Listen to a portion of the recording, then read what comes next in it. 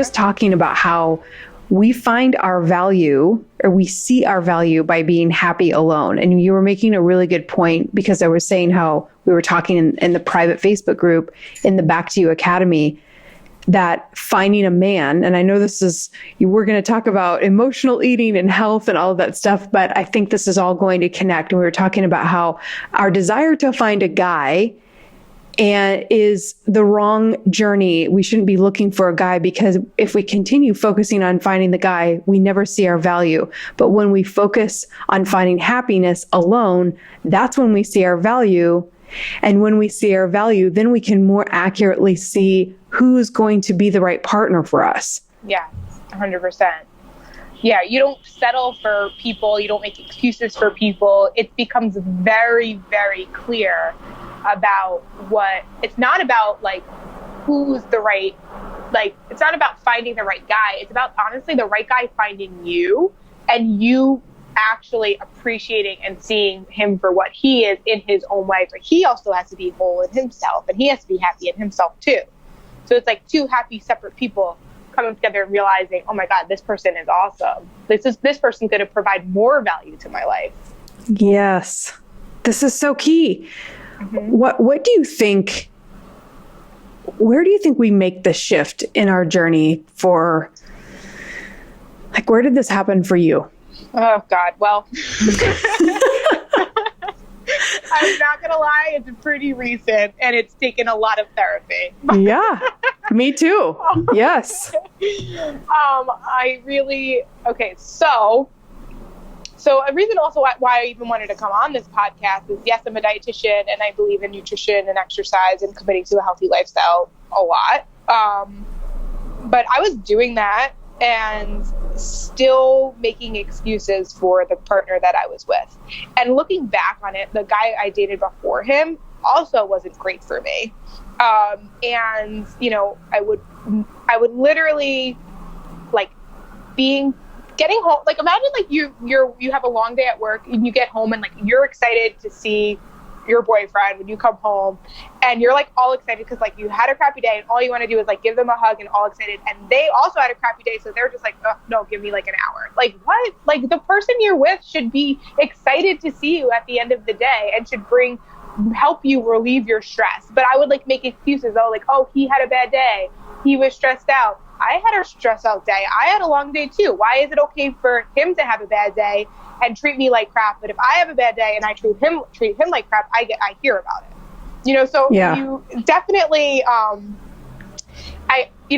it took a strength for me to get out of the relationship, because that's just like the surface of how terrible it was. Because it's a lot worse than that. But once I decided to get out of it, I was in therapy at the time, and she really helped me for it. Because basically, so that's not the reason why we broke up. The reason why we broke up was because I had found out that he had cheated on me. And then when I confronted him about it, he lied about it.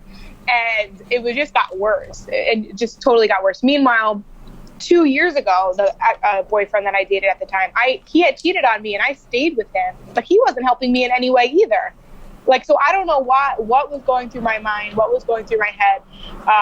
I stayed in relationships so I look at this past relationship as when I got out, when I found out he cheated and I didn't stay with him, I looked at that as growth. And I think the only reason why is because I had a therapist and a support system, like really reminding me every single week of like what matters to me most, and does this person fit into that? And the answer was absolutely not. Like, I know my self-worth now. I know I deserve better. Did I need someone to help give me that strength? Of course I did. But when I did that and then invested into like committing to exercise more, nutrition more, all that stuff, you know, it really helped me. But I think the main part of it was going to therapy. Amen, sister. Yeah. I wouldn't be sitting here without therapy. I mean, it really, and I think it takes a lot of different things. Like it's the combination. I mean, without the health and nutrition, it would have made the therapy harder. Yeah. And something that's important that I think people need to know is like, yes, I've always been I've been a dietitian for like 5 years now. I've always been committed to nutrition and fitness and all of that stuff. But when I was dating my boyfriend at the time, like I would skip workout sometimes because like I knew it would accommodate his schedule, or like he ate really, really poorly, like really poorly. And I never would eat with him, but it also took the joy out of me. I used to cook a lot. Actually, this is really sad because now I don't cook because I cook, but I cook for me quickly as fast as possible because I'm so busy. But I used to like enjoy cooking him dinners, but he didn't like my cooking, which that was the first for me. So like it was super negative. But like, okay, fine, you don't like my cooking. But so like it like took the joy out of like what I used to do, and I settled for that. But like, listen, if you love to cook and you're with someone and now you start to do the things that you enjoy less. Like I actually enjoy working out, but I was doing it less. Like the things that you enjoy doing, if you're doing them less it's not, I think I would get confused, like as if it was like, oh, we're a team, we're a partnership, we have to like help each other out. Mm-hmm. Like that's not true if it's taking away from your energy.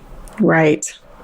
I know, this is why I've started this happy couple series, because I kept having these conversations with couples. And then I was like, I'm sick of this. I have to have people hear this dynamic, because it just seemed like it seems impossible to think of it actually to translate it into real life. But when you hear these couples, you're like, oh, this is how it's supposed to be. So if I don't have that, then I can't live my life. So yeah, I have a dude on the couch, but he's sucking the life out of me. I mean, it's just, it's not going to work. And that's where in the Back to You Academy, I'm really trying to convey this to women, that you can be blissfully happy. And I was telling them at this point, finally, and it's been not recently that I found happiness alone, but like I keep getting happier because I'm continually realizing what it takes. Like I'm looking for all the ways it makes me happy, like developing this business, this concept, doing this podcast, talking to people like you. I mean, this lights me up. Like I'm not sitting here going, oh my gosh, I'd be so much happier, because you realize the person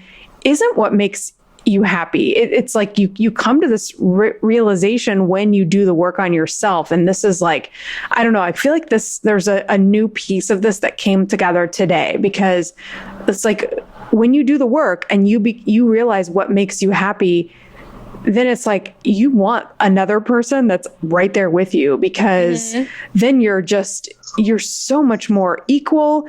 You're on the same page. Then you're so much more independent. Like I don't know, it's just really clicked into place. And I told the girls in the private group, I was like, look, I'm single right now. Use me to figure this out, because I'm not going to be single for very much longer. I can just tell like all this clicked into place. And now I feel this relief, like, oh, I get it. So now it's a matter of just running. Now it's just a matter of meeting him.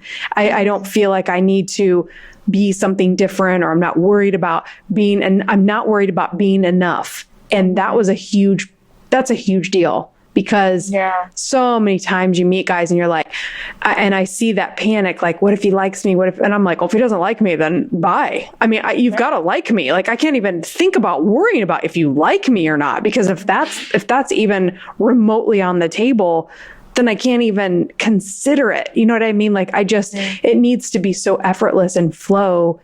And the first dates have to just be like, so fun and easy. I mean, that, like, if that's not there, like I've never felt more confident in that, where it's like, you shouldn't be really struggling at all. It should just be like, oh, how have I not known this person my whole life? Not that it's like a magical storybook experience, but I just feel like when you're with the person you're going to be with for the rest of your life, every couple I talk to, they're like, yeah, we just knew we just wanted to keep spending time together. We loved being around each other. We loved talking to each other, because you finally reach that point where you don't need it. You found somebody that you really enjoy. So yeah, I wanted to talk to you about your work, but also, you found me when I went to the Women's Empowerment Institute in Westchester, right? Okay. Yeah. So we didn't really get a chance to connect there very much. I think we just met briefly, because I mean, it was basically like I spoke and then there wasn't a lot of time to mingle. So tell me what happened after that, because I don't even know. Like we met there, and then how did you end up reconnecting, or what's the story? So at that time I was dating my ex at the time. Okay. So I was listening in. I actually spoke the month before you, and I was a part of that group, and I just love that group so much. Yeah. I love to support them. So I try to go each month that they host a meeting. So at every time they always have great speakers and stuff. So, yes. Yeah, so I went, and then it's funny because like I actually had joined the group because there was like another guy that, to be honest, I think he probably helped me. He's nothing for me. He really was just, I think a purpose was to help me get out of the relationship I'm in. So I like didn't feel like when I left I had no one, which is terrible to say, but like no, I love the honesty. I love it. So it was just like, I was curious. So like I had joined the group, and I was hesitant to join because at the time I had a boyfriend, and I thought it was like only for single people. And I was like, I don't know. But I just like totally just like was quiet. I just watched. And then I realized, then I had gone through this breakup. We broke up actually on my birthday. It's when I had enough. I kicked him out, said, my birthday, when I get home, you better not be here. And he moved out. And then from there is where I started really just, oh my gosh, like it was a hard one. It was a hard one. It was it was a difficult break. He made it hard on me. Like, I'm not going to lie. Like he, called me, so I had to block him. I had to get the police involved. It got really messy. And then finally at a certain point when he finally like backed off, it allowed me time to like grieve, move on. And the first thing that I did was just like, I'm fortunate enough to have my business, and I'm very passionate about what I do.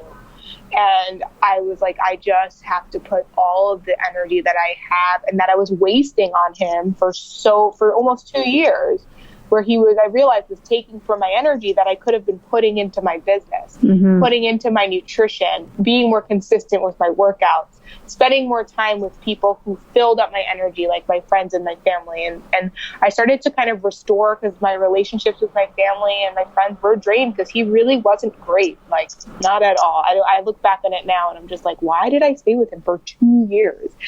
But so I just started to kind of go back to the things that mattered and go back to the things that gave me energy. And then I really, I actually started to reflect, and I was like, I'm really proud of myself, because the old me would have totally made more excuses and stayed with him, forgave him. He had a ring for me. Like, he was ready to propose. Like, I could have spent the rest of my life in a completely different way. Because if I didn't find out that he was cheating on me, I would have said yes, despite the fact that our relationship wasn't perfect. So like looking back on it now, I'm just really, really proud of myself. And then from that, like, you get all these wins and you want more of those. And it starts to feel really good when you start to really put the attention on you and ask yourself, what do I want? What do I need? Because before, and I think this part is important. So I found out he had cheated on me, but I didn't break up with him until 2 weeks after. He slept on the couch for 2 weeks. But for 2 weeks, I was contemplating, like, should I break up with him? Should I break up with him? Should I break up with him? Should I break up with him? And I was talking with my therapist, and she's like, what makes you not want to break up with him? And every single time it was because I didn't want to hurt him. It had nothing to do with me. My reason was always about, like, I don't want to hurt him, or I don't want him to harass me like he did, or like all those things. Like, nothing was focused on me. But then when I would ask the question, what does Toni want? What do I want? And when I started to act on the things that I wanted, oh my God, is that a game changer? Like, it's not saying that it's easy initially, but now it's really easy because it feels really good.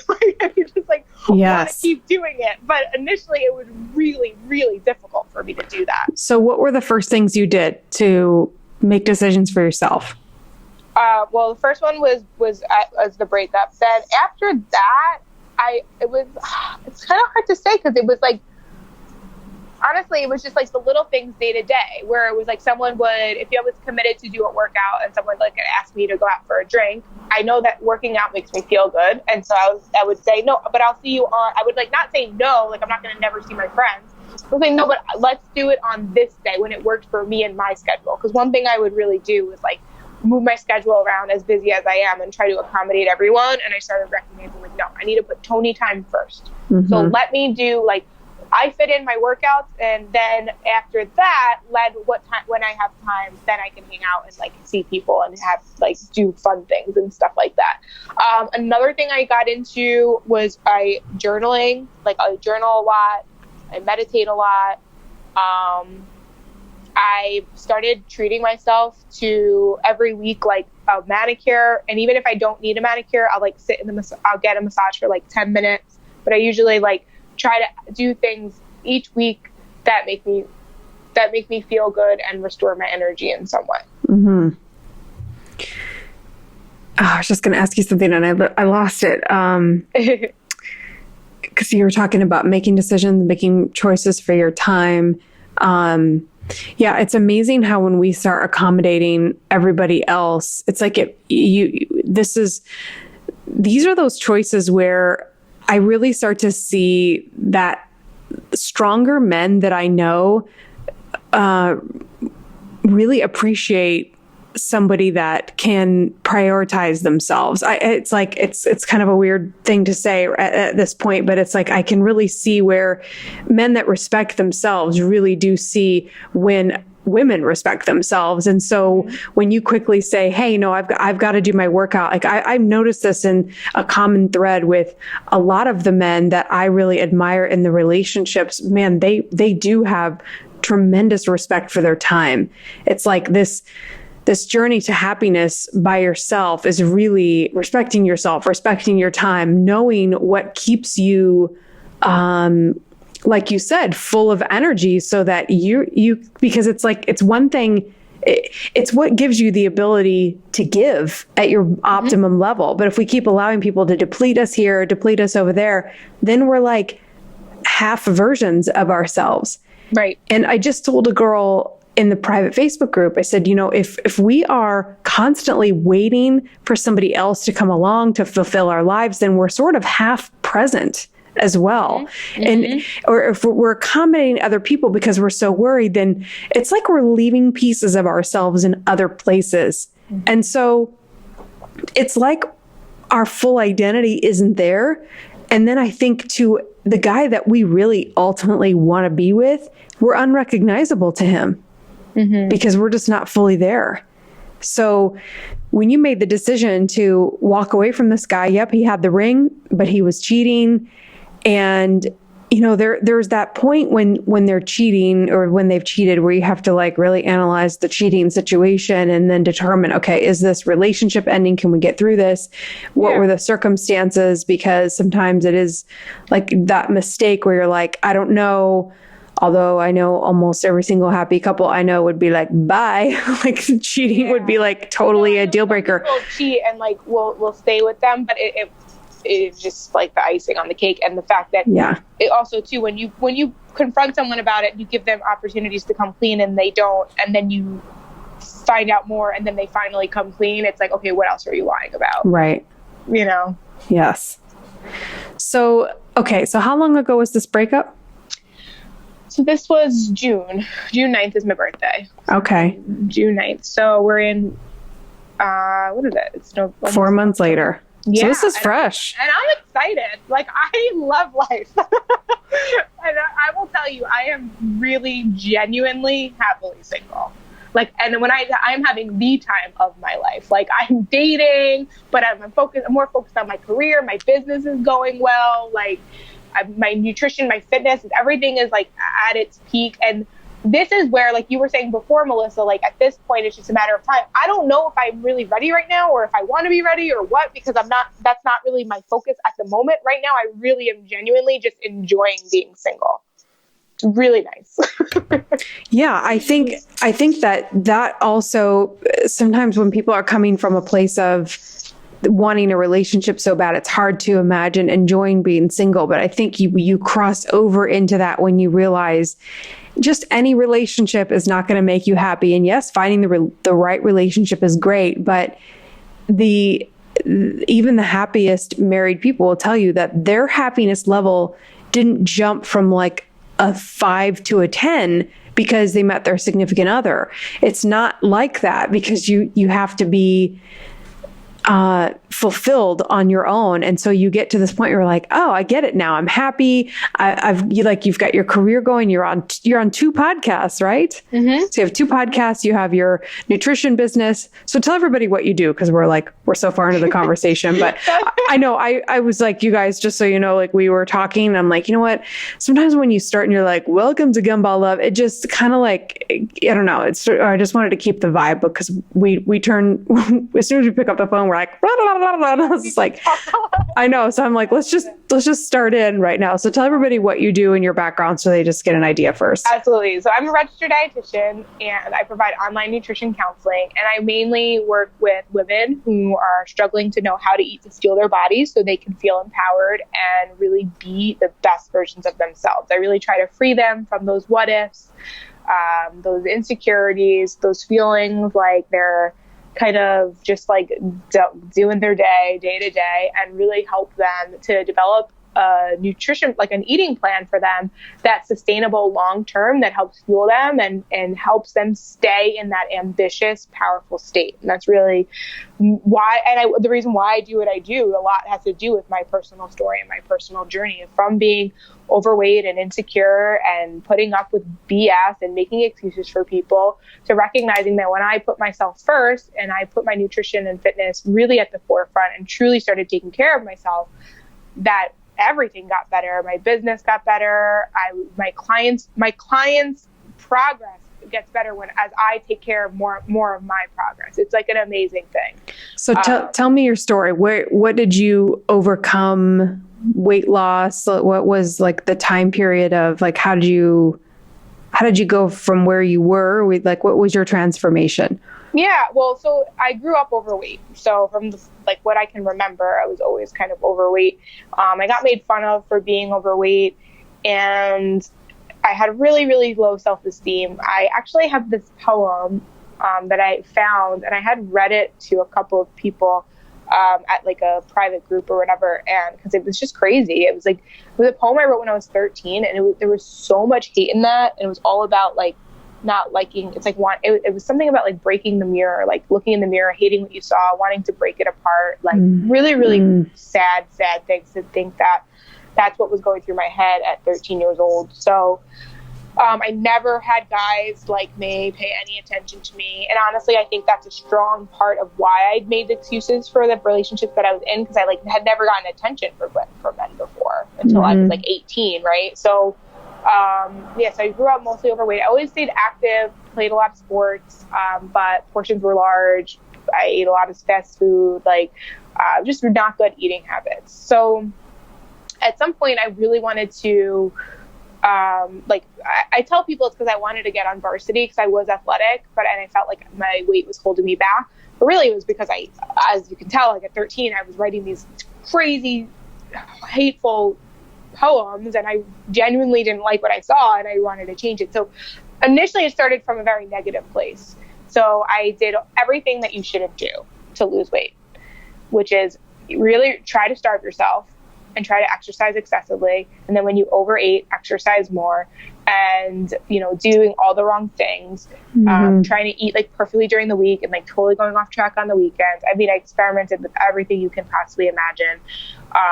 And then at some point I realized, okay, this is not working. So I'm going to go a more realistic approach. And so I started just adding more vegetables, limiting the fast food, drinking more water, all that stuff. And as I started to do it that way, I recognized, oh my gosh, I feel amazing. And this actually might work for me. And I actually didn't even start losing the weight right away. I just started feeling better. I started getting more confident. I started having more energy. Having more energy, you're better at your sport. If in basketball, let's say, for example, shooting more free throws, getting, benefiting the team in some way, that helps build your confidence, right? My grades were better in school, all of those things. And so I realized that I knew that, okay, I can make an impact on other people's lives because I know they're probably struggling. They've been here before. So I decided to go to school to become a registered dietitian. which is, it takes a minimum of 5 years to obtain your credentials. That's like being a doctor. Wow. It's 5 years. Yeah, we do 4 years of undergraduate where we study nutrition and dietetics, all different areas. A lot of dietitians will stay in a clinical setting. So I've worked in hospitals and nursing homes. We also do a community rotation. So I, worked with like Head Start and daycare centers. I've worked for, eating disorder clinics. You get a lot of experience, and the schooling it's like you're getting a little bit of all of that. And then your internship you do for a year, and you do all, like, rotate in all of those different settings to see what your like best fit is. Mm-hmm. And then so a lot of people don't know that. I think they hear like, oh, you're a dietitian, you're a nutritionist. Not necessarily. Like, all dietitians are nutritionists. Yes, we know nutrition, but not all nutritionists are registered dietitians. So what I mean by that is anyone can really call themselves a nutritionist. There's no protected title. So someone could be claiming them that they're a nutritionist and be giving you all this nutrition advice. And it could be just because like they lost weight on their own and now they think they can teach you. But it has nothing to do based off science. It's a lot of what you hear in the media, a lot of what you read about, a lot of those like quick fixes, fad diets, all that stuff. There's a lot of people just making claims and no one really doing anything about it. Whereas a registered dietitian, you have to know your stuff. Everything we learn is based off science. So listen, they put you through the ringer for sure. Like, it's a lot of science, and you're doing a lot of like the pre-med courses. It's a lot. But if you get through it, you know that you're passionate and you love what you do. And most registered dietitians do love what they do. And so I would push through those science courses because I knew that I wanted to make an impact. And so, I that's kind of how I ended up becoming a registered dietitian. Was I had like my own personal journey. And then the more I learned, the more I applied. And that's just how I decided to live my life. I decided to commit to a healthier lifestyle and stop doing like that yo-yo dieting and overeating. And I really was just like, okay, this feels good. And I want to be the example for people to follow. So did it take you a certain amount of time, or was it just gradual? Or like, people are always wondering, okay, how much weight did you lose and how long did it take you? And did you have this big aha moment? Like, what do you explain to people that you did? Well, so it's a journey, right? So it's been since I'm like 14. At first the weight wasn't my focus. I would lose weight and then my body composition would change. And I can't even tell you where I had lost weight or where I was, because like I said, I wasn't always counting, but I can tell you that when I was 23, I was feeling really good and really confident. And I, at that time, lost my best friend to suicide, and it really, really rocked me, like really hard. And it put me into this state where I started to care less about my nutrition. I started to care less about my workouts. And my weight had gone up to like 183. And it's been like 5 years since then. So I don't want to say that was the only thing, but it definitely, I felt like it like took everything away that I had worked for, because I just wasn't in the mood to do anything. And made me realize that I didn't fix what I thought I had fixed with my nutrition. And so I had to focus on it a little bit more. And now fast forward to today, after a lot of work and consistency, and as you just heard me say, a lot of really bad relationships. Mm-hmm. I just broke 160 this morning. I'm really proud of myself. Nice. It's not all about the scale. Like, there's so many other benefits to it. Yes. But yeah, that was pretty crazy for me, because I can't even tell you if it was up. It's always fluctuated for like over the past years. But I would say like 2 years ago, I really got serious. And from there, I've been down like 22 pounds. Nice. Very nice. How tall are you? I'm 5'7". Okay, so we're almost the same height. Yeah, I recently just had that milestone, dropping under 160. It's exciting. It is. I know. It's exciting, especially when you kind of get, because as you start to lose weight, you hit that plateau. Mm-hmm. You stay at that for so long if you're not strategic about it, and you're always so close to like throwing in the towel. Mm-hmm. But if you just stick with it, it will move. If there's more weight for it to move. Yes, definitely.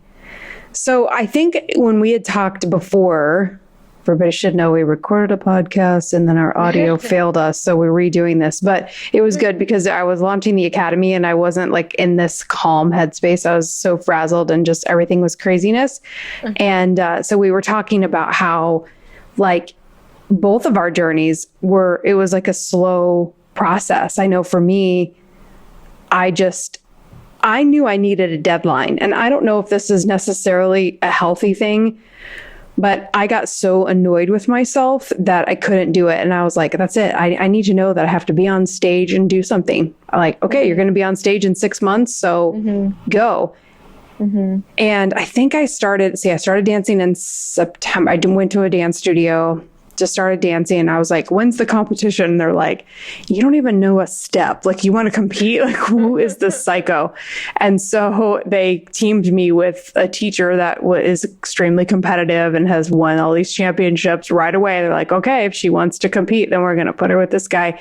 And so I started learning, but it wasn't until we did a little mini competition in November. So it's September. So 2 months later, I had lost 20 pounds just because, and it was November 11th, which anyone who knows me knows I'm like obsessed with 11s. I just see them constantly. It's like this number that and I realized, on a side note, my academy ends on 11/11, which I did not plan. I was thinking it was the week before Thanksgiving. I don't know how I missed that. I was like, because I even asked in the group, do you guys want to meet on Sunday night or Monday night? And everybody picked Sunday. The end of the academy is 11/11. And I was just like, and I almost delayed it a week. There's all, as you can ask Jessica, who helped me. I was like, so crazy. I just was actually booking a guest and I was like, oh, we have 11/11 the last night. I couldn't believe it. But anyway, my first competition was a year ago, 11/11. So on that day, I had lost 20 pounds in 2 months. And all I had done was walk to the studio, 1 mile there, walk back, do basic dance steps, nothing crazy, because you're not going to exert yourself fully when you're just learning, it's quick, slow, quick, slow. I mean, it's like so triple step and triple. It's like, wasn't working up a sweat. So just increasing my activity and watching what I ate. And I actually hired somebody to prep my food. And I found someone to do it cheaply. I was like, I need help preparing my food because I work full time and then I work doing Gumball Love. And I know myself. And I had also switched to becoming vegetarian because my stomach was just bothering me every time I ate meat. So I did make some pretty big changes, but they were changes that were a long time coming. Like I really thought about these things. I was like, I need to stop eating meat. And I was like, okay, if I'm going to have somebody prep my food, but the thing about her prepping my food was she wasn't really counting the calories and it's healthy food, but I could have eaten more of it. So I still had to manage my portions, still have to manage my portions. And I found myself at first wanting all this food and I was thinking about food a lot. And when we talked about this over time, she would make all this food and then I'd be like, Rochelle, you've got to make like way less food. I don't have time to eat all this food. And then I was realizing my health becoming better was making me I was feeling better and enjoying my life more. Therefore, I was thinking about food way less. It wasn't a priority. Yeah. Or before when I was unhappy, I was thinking about food all the time. And that's what was filling the void. And so it wasn't about finding this great fitness plan. It was about finding something else that made me happy. Then it was like the dancing was making me happy. You had such a great point that all of the things that you do to achieve the result of weight loss are actually the things that make you confident, not the weight loss itself. Yes. Explain that because I just think it's so amazing. Yeah. I mean, listen, if you think about it, if someone just like, I'm trying to think of a good analogy, but I'm not gonna, instead I'm just gonna go right into it. Okay. So basically, like, well, maybe I could. If you just like won a medal and you don't know what you did, or you got an A on a test, right? This is a good analogy. You get an A on a test, but you cheated. Right. How does that feel? Yeah, there's no fulfillment. It's like there's no fulfillment at all. You know, but the things that feel good are waking up every single morning. I know you wake up at 5 a.m. like I do. At 5 a.m. every single morning, sticking to your morning routine, doing your workout, setting the tone for the day, and habit and repeat every single day. That is what helps you feel good. Then when you get to your goal, it's like, oh, that was so worth it. Yes. That was so worth it. And it's literally like, it's like when you're lifting weights, right? You might start out like not lifting really heavy, and now you're able to up your weight. Or you start out not being able to run, and now you can run 5 miles. Like, what? Like, that's amazing, right? Right. So those are the things that feel good, and that's what helps fuels our confidence. And it's not about, like, you don't just like lose weight. It's like when people go for surgery and you get liposuction or whatever, like, yeah, you might feel confident in your clothes for a little bit, but it's not really going to feel as good as if you worked really hard to fit into that dress that you've been wanting to fit back into after years that you haven't been able to fit in it. And because you put the work in every single day, you know, for 6 months or so, you can now fit in that dress. That is what makes you feel good. Yes, because we talked about how even like I've lost 40 pounds and I still don't feel 40 pounds less. And so, because like I look in the mirror and I definitely see change. I'm seeing it more, but like I've lost and maintained a 40-pound loss for a few months. And in that few months, it's like I look in the mirror and I feel like I'm continuing to lose weight. And I think it's just that I'm adjusting to seeing my body differently. Yeah. And so, but even before I could see it, it's before I could really appreciate it, the confidence was still there. And we were talking about, you had such a good point the other day, how in what you just explained, that these actions, these habits are really what was giving me the confidence. Because even when my sister was here in August, she was like, wow, how does it feel to put on a dress and not feel like you're fat? And I was like, I don't know, because I'm not there yet. And she was like, what? I'm like, I don't feel like, ooh, I feel skinny. It was like, but I still felt good, which is so weird to me. Like and I've asked other people, like, did you not feel like this? Oh, you think, oh, I'm going to lose all this weight and it's just going to be this instant feeling, but it's not. It's weird. Like the confidence comes without actually recognizing the physical transformation. Right. But so I'm just going to challenge you on saying that yes, but that's your next step. Because what you don't want to happen is get to that goal weight and realize, okay, life's not much different. like, yes, it's cool because when you go out, like, I don't know how often you go out, but I feel like I'm a grandmother. So like when I go out like once every 2 weeks or so and I put on that outfit and I feel great, like, oh, wow, that's awesome. Right. But really, like, you know, your day-to-day stuff is better. You have more energy. You can lift more, you know, groceries up the stairs. Like you can, you know, show up, all that stuff. It all matters. It's all awesome. And it really does make a huge impact in your life. However, if you look in the mirror and you still aren't happy with what you see, that is a mental switch. I think your brain is just so used to seeing the old you and is so used to like kind of talking to yourself sort of negatively because at that time you weren't happy with what you're at. So now you have to work on changing your mindset and helping it to remind yourself. And I do this every morning. I look at myself in the mirror every single morning because I was exactly what you're saying right now is what I struggled with. Like even when I would put on an outfit or a dress like that, and now being at the weight that I am and like looking at pictures, I'm like, what? That's me? Like, yeah. That's me? Yeah. Like, I still don't believe it sometimes. And then I realize, like, wow, no, that is you. And it's you because you freaking worked your butt off for that. And so now when I look in the mirror, I made a commitment to myself every morning. I look in the mirror and I tell myself, I'm strong, I'm confident, I'm deserving of all great things. And I am this new, fit, healthy body that I created, and I sometimes I have to tell myself I'm not that person anymore. I respect that person. I love that person. That body for me fueled me to be the stronger me that I am today. It sounds crazy to talk to yourself in the mirror, but listen, it works. Because I used to write it. I have a gratitude journal, and it used to tell you, like, write down what you're thankful for and all that. And like, I used to write it out, and honestly, that wasn't enough. I think that really what separated me from like with then and now is I actually start to like physically look at myself, because we think about how much we hustle throughout the day, run from here and there. Like, how often do you look at yourself in the mirror? Not often. No, you're right. We're so accustomed to that negative talk that when we do look in the mirror, it's not good. And I can see why people look at themselves at the gym, because it's like, that's the place where the work's really being put in. And that's kind of the place you need to be like, yeah, dang, I do see this muscle definition. Like I'm starting to make that transition where I'm looking that there's a couple places that I lift in the gym and I can really see my muscle defining. And I'm like, wow, I'm actually getting this body. I'm actually doing this.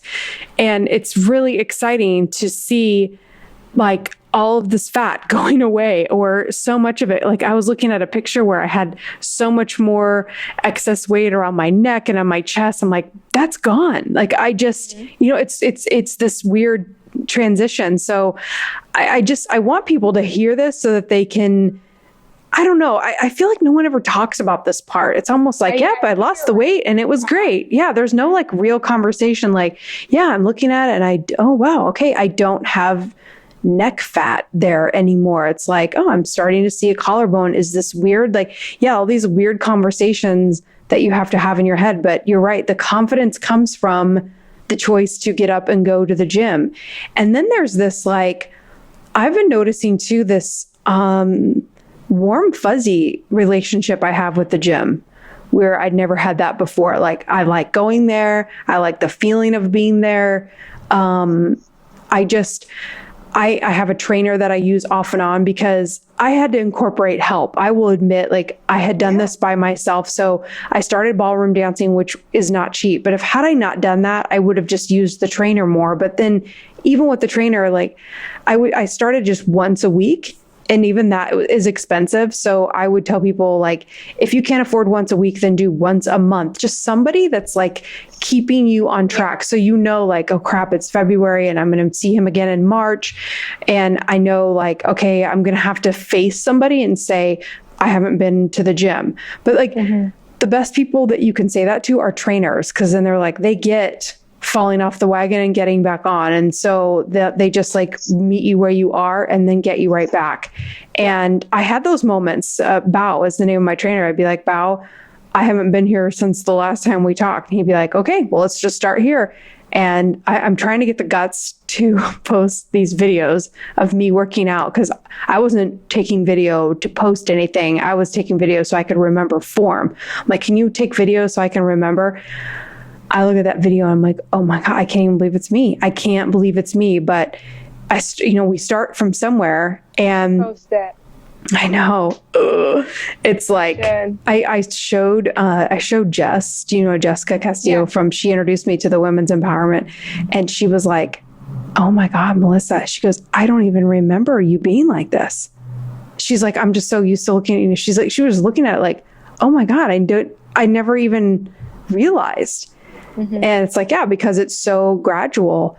But it's like, and I look at it and it's not really about size specifically. It's more of like, I know what I was doing. I know what I was eating. I know how I was living when I was that size, or like that I knew what I had to do to maintain that body, and why I was unhappy and why I wanted to change it. And so that feeling of health, that feeling of like, I don't know, just being able to run up a flight of stairs. And also what inspired me, do you do any activities like outside of working out, like a hobby or anything else that requires fitness? That requires fitness. Like that requires you to, like, do you do mountain biking, or do you do, like, I don't know, hiking or something where if it doesn't happen in the gym, then it pushes you to... I wish I could say yes, but honestly, I work so much. I'm sitting all the time. So I'm just thankful for my workout. Yeah, no, that's good. I mean, yeah, like I've had to cut dance way back just to launch this academy. And so I really upped my weightlifting.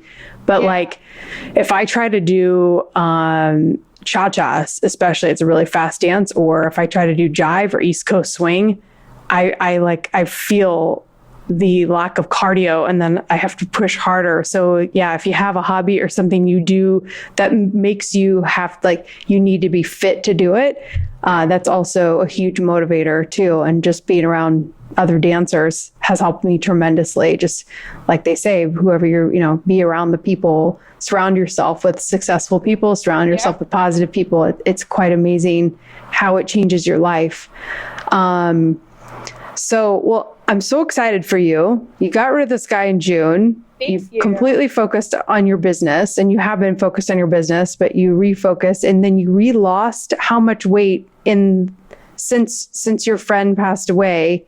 You kind of did another transformation. Yeah. Well, and also too, since I broke up with my boyfriend, I mean, that was down that's 7-8 pounds. Like most of it was I wish I could say it was linear, but it definitely wasn't. And that's honestly the honest truth. And that's even when I work with my clients. It's not like, oh, I consistently lost the 20 pounds. It was like, no, I was up and down, up and down, up and down. But yeah, 7 or 8 of that has been since I lost that weight. It was funny because I have a Facebook support group with all my clients, and I posted that I lost this weight or whatever. And they're like, oh, you lost 250 pounds. You lost 250 pounds, AKA your ex. Yes. That I did. It was just so freeing. Listen, if you give up on something and you feel free after, it was a good move. I know. I used to really remember that when I would break up with somebody, and the first feeling I would feel was relief, and I would be sad, but then I'd also relieved, and I would be like, wow, I'm relieved right now, because that, and as I looked back, I realized I was relieved because the pressure was no longer on me. But then what I also saw is that he wasn't taking my energy anymore. Yeah. He wasn't there to take it. So what usually was getting depleted constantly was now staying with me. Mm-hmm. And so it was like a car that used to be driven around, now that the tank's staying full, and you're like, oh, my tank's full. Huh. Mm-hmm. Interesting. So then you really realize, was it me or was it him? Yeah. If you're feeling relieved and your energy reserves are full when he's gone, it's him. Mm-hmm. Yeah. Mm-hmm. So that's a tremendous aha moment or recognition. So, well, I know you have another call. Do you have any other thoughts or things you want to share about somebody who is like, okay, I'm not this far along the journey. What would you say to somebody who's really neglected their fitness and their health, and I know you focus on emotional eating. So what would you tell somebody who's just starting out? So my biggest piece of advice is first things first is commit to yourself that this is going to be a new healthy you. You're not trying a fad diet. You're not trying a quick fix. You're literally just trying to eat healthier and do things that make you feel good. Okay. So if we focus on that, then naturally, you'll begin to pay attention. Like, okay, when I drink more water, I feel more energized. So let me work on doing that. Or when I limit fried foods and add more vegetables to the plate, I actually feel more satiated, and then I don't want to go and have dessert afterwards. Those are the things you know your body best. So pay attention to what you want and what you need, and slowly start to build new healthy habits. And if you need help, you can reach out to me. I'm really, really open to just, if you have any questions. I just want people to feel supported. I have my Instagram page is called Tips with Toni. That's Toni with an I. And I provide free content on there every single day, and videos you can watch to learn how you can commit to a healthier lifestyle. Awesome. So mainly on Instagram, TIPSWITHTONI, right? Tips Correct. With Toni. And I'll put it in the show notes as well, so people can reach out to you and they can message you as well. Yeah. And if they're not on Instagram, I have a website, www.tipswithtoni.com, and they can find all my information there. Awesome. All right. Thank you so much, Toni. This has been so helpful. I know so many girls will be so relieved to hear just real talk around this subject. And you're awesome. I'm so glad you reached out and we were able to connect. And by now the girls will know that you will be in the private Facebook group. So I'm so excited for she's coming into the Back to You Academy and is going to work with the girls one-on-one in the academy and answer questions. We're going to have her as our featured guest. So that'll be exciting. So thank you so much for that as well. So I'm excited. Awesome. Well, thanks again, Toni. We'll talk to you next time. All right. Bye. Bye.